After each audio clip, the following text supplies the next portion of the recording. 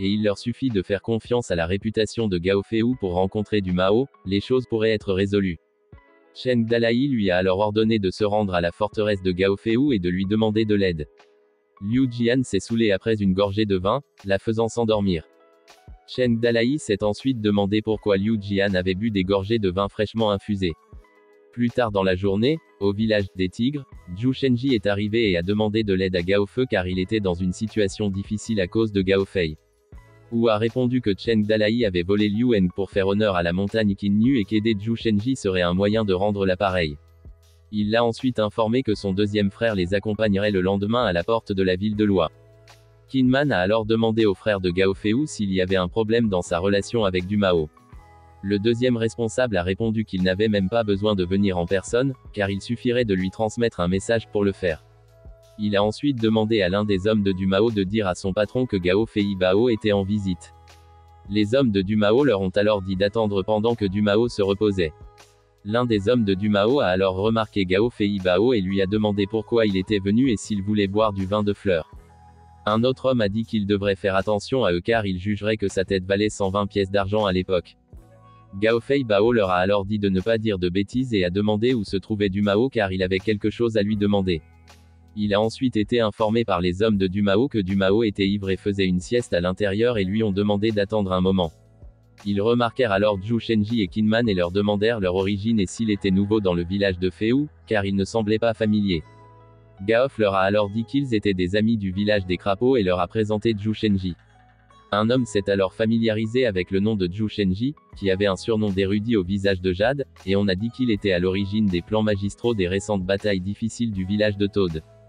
Un autre homme a dit que le nom de Zhu Shenji semblait extraordinaire et s'est demandé s'il était réel ou faux. L'un des hommes de du Mao a alors demandé à Gao Fei Bao ce qu'il pensait du nombre de villages qu'il serait capable de battre et si le village de Toad en était si capable. Zhu Shenji pensa que ce n'était pas facile pour lui de le dire. L'homme lui a alors fait part de ce qui l'inquiétait et qu'il pourrait le dire avec courage s'il lui était difficile de le leur dire. Zhu Shenji leur a alors dit d'un ton menaçant que sa seule préoccupation était qu'ils étaient trop peu nombreux car ils n'avaient pas assez à tuer. Les hommes de du Mao sont restés sans voix. Plus tard, Zhu Shenji a été présenté à du Mao. Du Mao s'est levé et Qin Man lui a alors dit que leur village lui avait demandé de lui rendre visite et de nouer une amitié avec lui. Il lui offrit alors une statue de Bouddha, à laquelle du Mao dit qu'il ne priait pas Bouddha et ne brûlait même pas d'encens. Il se demandait pourquoi Cheng Dalai lui avait envoyé une statue de Bouddha. Du Mao a alors dit à Qin Man de le reprendre car il ne manquait pas d'amis. Il a poursuivi en disant que les chiens avaient des chemins différents de ceux des tigres et qu'ils n'étaient pas sur le même chemin que le village des crapauds. Gao Fei Bao a alors demandé à du Mao que pour le moment c'était pour l'honneur de Gao Fei. Zhu Shenji a stoppé Gao Fei Bao bouleversé et a répondu aux moqueries de du Mao, disant que même si les chiens ont un chemin à suivre différent de celui des tigres, les montagnes et les rivières sont traversées, et parfois il est inévitable qu'ils se retrouvent. Il s'est ensuite moqué de du Mao, disant qu'il verrait qui est le chien et le tigre le moment venu. Du Mao leur a alors dit de ne pas repartir les mains vides après leur visite et a saisi un énorme objet métallique, le lançant vers le groupe de Zhu Shenji. Qin Man le remarqua et se retourna pour attraper le métal alors qu'il était repoussé par sa force. Gao Fei Bao a demandé à du Mao ce qu'il faisait. Zhu Shenji a alors dit à du Mao qu'ils avaient un long chemin à parcourir et qu'il n'était pas pratique pour eux d'apporter des choses lourdes. Il a ensuite demandé à Qin Man de rendre la médaille. Qin Man a rejeté la médaille, qui a été facilement rattrapée par du Mao. Du Mao leur a alors souhaité un bon voyage. Au bout d'un moment, Gao Fei Bao leur dit alors que du Mao était trop fou, tellement fier d'être tout puissant tout seul. Il a ensuite complimenté Zhu Shenji, disant que même si ce n'est pas visible, il a des compétences décentes, ce à quoi Zhu Shenji a répondu qu'il était trop humble. Zhu Shenji a alors demandé à Qin Man ce qui le troublait. Qin Man a rétorqué qu'il avait été négligent en se blessant au bras. Ils arrivèrent ensuite au village de Toad et Cheng Dalai demanda à Qin Man à quel point du Mao était bon dans un combat. Qin Man a répondu que Mao n'était pas plus faible que lui et qu'il était effectivement vrai qu'il avait la capacité de combattre les tigres. Zhu Shenji a alors informé Cheng Dalai qu'à ce moment-là, grâce aux compétences de Qin Man, il s'était échappé. Il a ajouté que Mao n'avait aucun respect pour eux car il ne les prenait pas au sérieux. Il a dit que Cheng Dalai était un chien et qu'il était un tigre et que les tigres ne seraient pas amis avec les chiens. Huang Xinyuan a également déclaré à Cheng Dalai qu'il n'était jamais trop tard pour se venger, mais que pour le moment, ce n'était pas le moment de s'occuper de du Mao. Il a exprimé son opinion de se retenir pour le moment et d'attendre une opportunité de se débarrasser de du Mao. Agacé, Cheng Dalai a répondu qu'il ne ressemblait pas à des gentlemen et que si du Mao était ennuyeux, il le battrait. Puis il pensa qu'ils étaient trop amicaux et ne toléreraient pas ce que du Mao avait fait. Wang Shenyuan était inquiet et a dit à Cheng Dalai qu'il ne pourrait pas se battre avec leur force actuelle à moins qu'il n'ait une idée.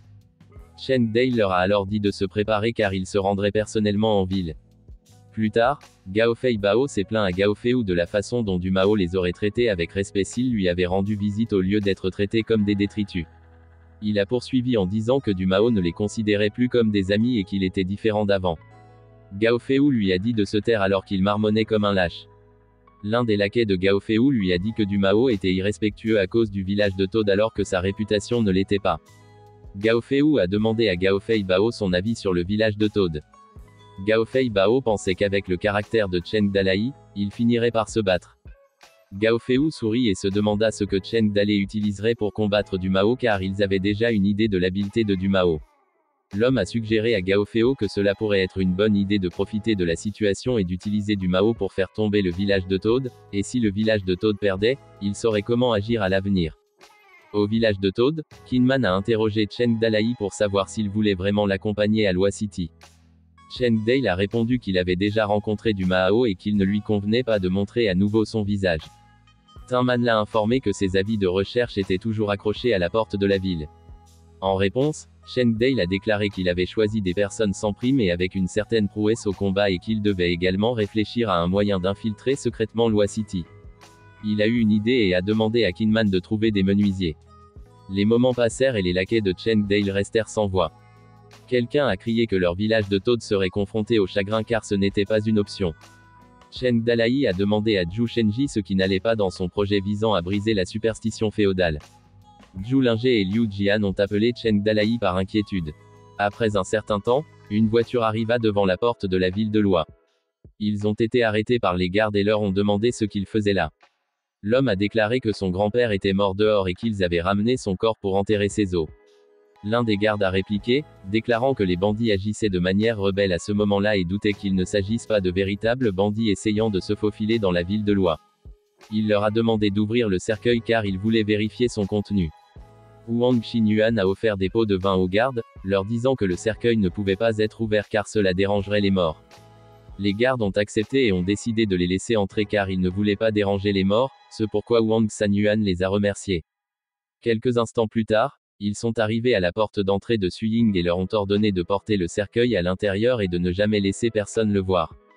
Xiao Dai l'a remarqué et a demandé aux hommes de partir. Le cercueil trembla et une main apparut, obligeant Suying et Xiao Dai à s'embrasser de peur. Cheng Dalai a jeté le couvercle du cercueil de côté et s'est levé, essuyant ses vêtements car il était collant à cause de sa présence à l'intérieur du cercueil. Il sortit du cercueil et salua Suying car il ne s'était pas vu depuis longtemps. Suying, perplexe, demanda à Cheng Dalai la raison de sa visite. Cheng Dalai a répondu que si elle avait un problème, il n'oserait pas ne pas venir, même si c'est l'endroit le plus dangereux.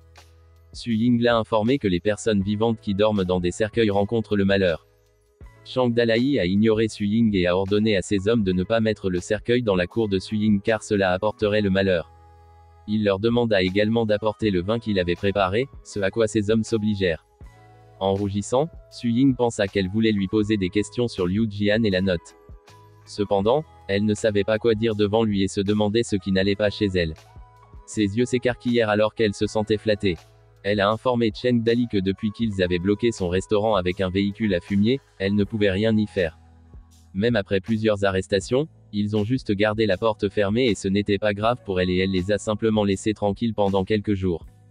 Le moment venu, ils régleront ensemble les anciennes dettes et les nouvelles. Suying a poursuivi en disant qu'avec le peu de personnes qu'il avait amenées, elle pensait qu'il n'était pas à la hauteur de du Mao et elle lui a demandé s'il pouvait le battre. Cheng Dalai a rassuré Suying et lui a dit de ne pas s'inquiéter car il avait déjà un bon plan. Toujours flatté, Suying se retourna et l'ignora. Confus, Cheng Dalai se demandait ce qui n'allait pas chez elle.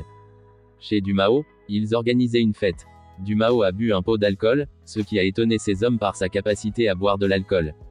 L'autre homme a informé le groupe que lorsque du Mao boit un bol de vin, sa force augmente et qu'avec 2 bols de vin, sa force double.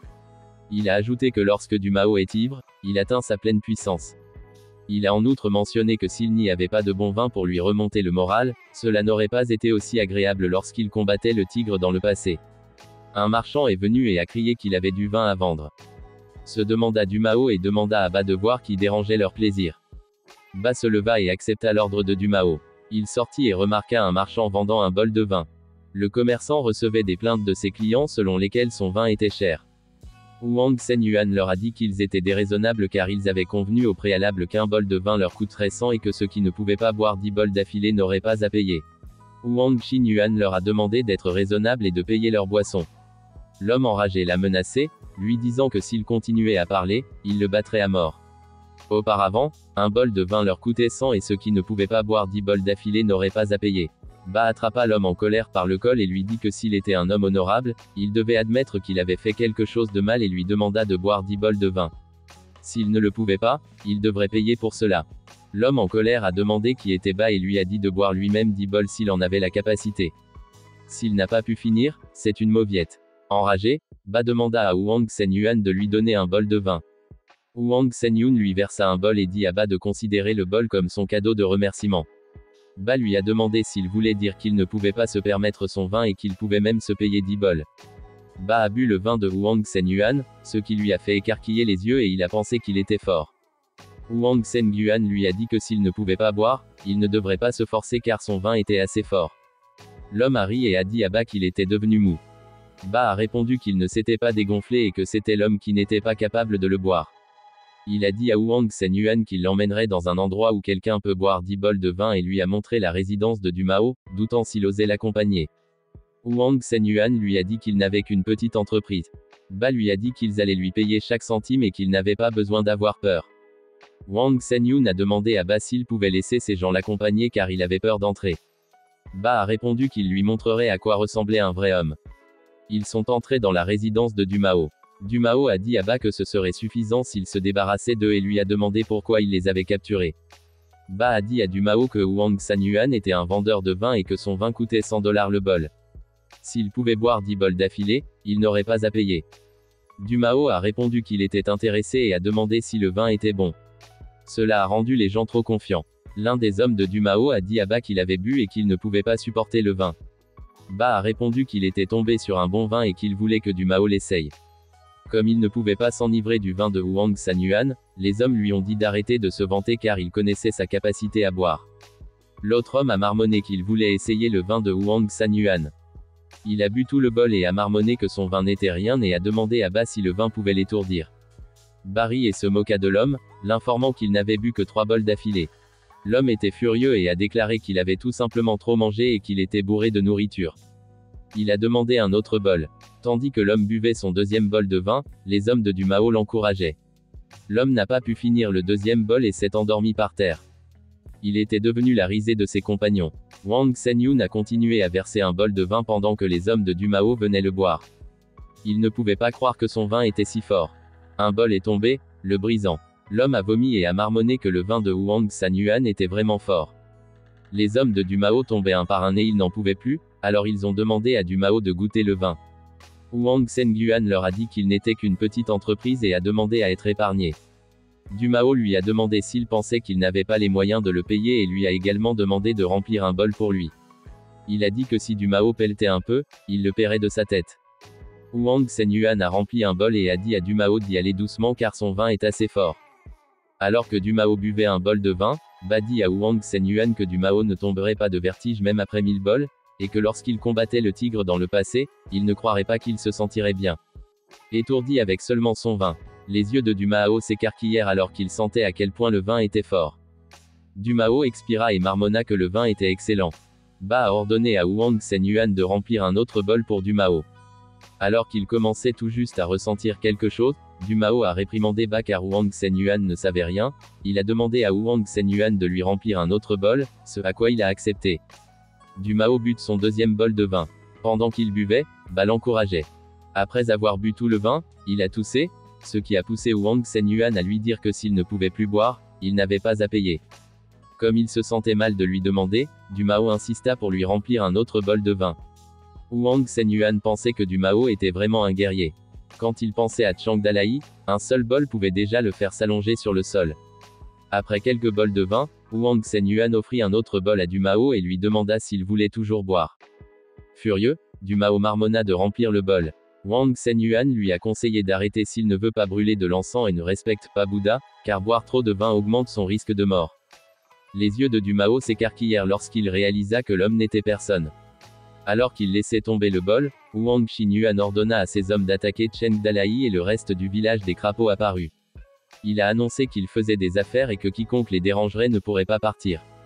Ses compagnons reçurent l'ordre d'attacher les hommes de Du Mao et de l'attaquer. Du Mao a crié et giflé l'un des laquais de Chen Dalai et a attaqué les autres. Lin Xiaoyu a bondi et a attaqué Du Mao ivre.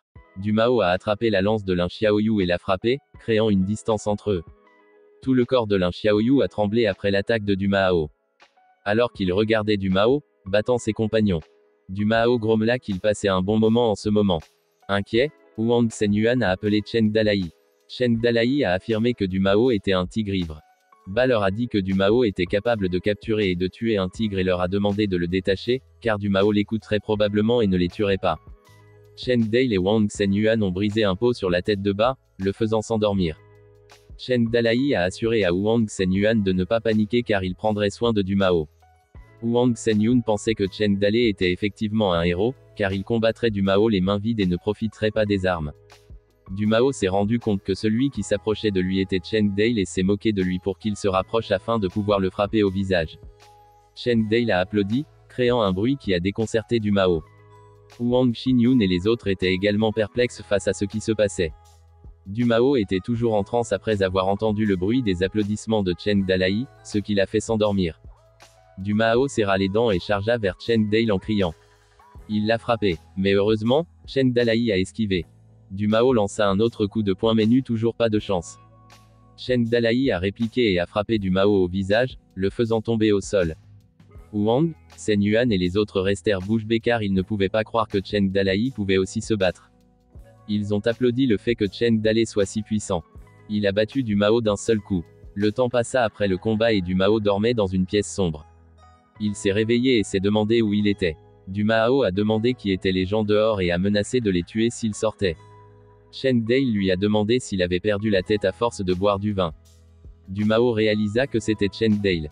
Chen Dalai s'est moqué de lui, lui disant que c'était un plaisir de le rencontrer. Agacé, Du Mao a défié Chen Dalai s'il en avait le courage. Chen Dalai a répondu qu'il était un leader et qu'il n'essayait pas de jouer le héros et qu'il pensait que leur combat était bon. Du Mao était furieux des moqueries de Chen Dalai et lui a dit qu'il avait été négligent la dernière fois et que si Chen Dalai voulait le tuer, il ne résisterait pas. Chen Dalai lui a dit qu'il ne le tuerait pas s'il discutait du recrutement. Il a demandé à Du Mao s'il souhaitait rejoindre le village des crapauds. Du Mao a fermé la bouche et quelques secondes plus tard, il a ri, ce qui a également fait rire Chen Dalai. Marmonnant que son rire était laid, il a dit à Chen Dalai qu'il avait autrefois été une personne avec des idéaux. Après une vague de longs discours, Du Mao a dit à Chen Dalai qu'il voulait qu'il rejoigne le village des crapauds s'il avait le courage de l'affronter de front. Anxieux, Chen Dalai pensait que Du Mao n'était pas facile à tromper et pensait que ses compétences éloquentes étaient inutiles contre lui. Il estime que la question de son recrutement sera discutée à long terme. Pendant ce temps, les gens parlaient de ce qui était arrivé à Du Mao. Les gens racontaient qu'ils avaient vu Chen Dalai frapper la tête de Du Mao d'un coup de paume, le laissant à moitié mort. Su Ying pensait qu'après avoir éliminé Du Mao, l'influence du village des crapauds s'étendrait à travers la ville des feuilles mortes. La bande maléfique de Du Mao ne pouvait plus compter sur lui. Un homme a marmonné que Du Mao était un tyran depuis des années et s'est senti soulagé que quelqu'un l'ait nettoyé en versant du thé dans sa tasse. Il a ajouté que l'action de Chen Dalai contre Du Mao prouvait qu'il était plus terrifiant que lui. L'homme avec qui il buvait a répondu qu'il aurait aimé que tous les gangs qui se combattent soient morts et que la vie ait été difficile pour le reste du monde. L'autre compagne a déclaré que Su Ying avait toujours couvert son visage d'un voile noir. Et se demandait à quoi elle ressemblait sous le voile, affirmant que le visage de Su Ying devait aussi être beau, étant donné la beauté de son corps. L'homme a réprimandé son compagnon en lui disant que s'il ne voulait plus vivre, il n'était pas obligé de dire ce qu'il disait. Et lui a demandé s'il savait qui dirigeait le restaurant de Su Ying. L'homme a demandé de qui il s'agissait, ce à quoi son compagnon a répondu secrètement que c'était Chen Dalai, ce qu'il ne pouvait pas croire. Le système a fait l'éloge de Chen Dalai, déclarant qu'il avait fait un excellent travail en organisant les gens dans les rues et les ruelles des salons de thé et des restaurants. Et faire passer la nouvelle de lui, et du fait qu'il était désormais célèbre à l'époque. Pendant ce temps, au restaurant Siolu, quelqu'un disait qu'il fallait gagner de l'argent sans se reposer du matin au soir. Dadu a dit à sa petite sœur qu'il n'avait aucun client. La petite sœur a demandé pourquoi il n'avait pas appris de Suying et n'avait pas envoyé quelqu'un voler leurs recettes si Suying était si doué en affaires. Daoudou a répondu que tout était facile à copier. Cependant, les affaires de Hu Dailao reposaient sur les piments. Et il ne savait pas où trouver des poivrons. La petite sœur lui a demandé où Suying se procurait leurs trucs au Chili. Elle pensait que peu importe que les affaires de Suilu soient bonnes ou mauvaises. Tant qu'ils se débarrassaient de Suying et emportaient les biens de leur famille, il y aurait de l'argent pour eux. En fin de compte, elle a affirmé que Suying avait l'air de vouloir s'enraciner en ce moment. Elle ordonna à Daoudou de saluer leurs invités à leur arrivée. Daoudou a accueilli l'invité à l'entrée et a demandé à Monsieur Zhang pourquoi il n'était pas venu dans leur restaurant depuis longtemps. Et il se demandait aussi ce qu'il aimerait manger en ce moment. Et qu'il dirait à la cuisine de lui servir du ragoût de poisson aux pousses de bambou, qui était leur spécialité. Monsieur Zhang a répondu qu'il n'était pas venu manger car ils avaient déjà réservé une table dans le restaurant de l'autre côté de la rue. Comme il y avait une file d'attente à ce moment-là et qu'il n'y avait pas de place pour s'asseoir. Il est donc venu se reposer dans leur magasin.